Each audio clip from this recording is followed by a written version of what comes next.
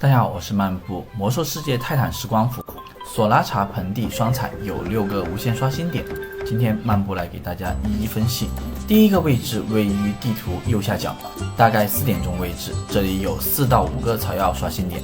当你把4到5个草药点全部采集完之后，基本上就会全部刷新，每小时碎片收益在2500到4000碎片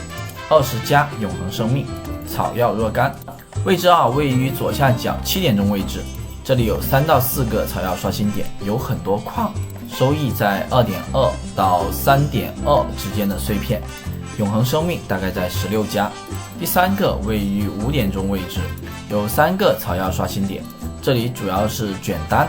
草药是不太值钱的，收益主要是2到3000个碎片，还有15加的永恒生命。第4个位于地图上方红圈位置，这里有3个草药刷新点，同时周边也有不少矿的刷新点。这里的主要收益是 1.8 到 2.8K 的碎片，还有14加的永恒生命。这里来的人相对不多，如果是小鸟的话，可以适当的在这里待一待试试。第5个位置位于左上角的红圈，这里有2到3个草药刷新点，收益大概是 1.6 到 2.6K 的碎片，还有14个左右的永恒生命。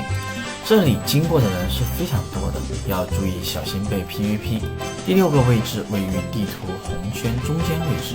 这里大概有3到4个草药刷新点，收益主要是 1.5 到 2.5K 的碎片，还有13个以上的永恒生命。虽然来的人很多，但是因为都是卷单， PVP 的可能性相对较少一些。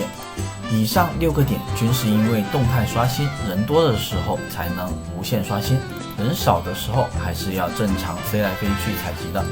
敬请点赞和关注，谢谢大家。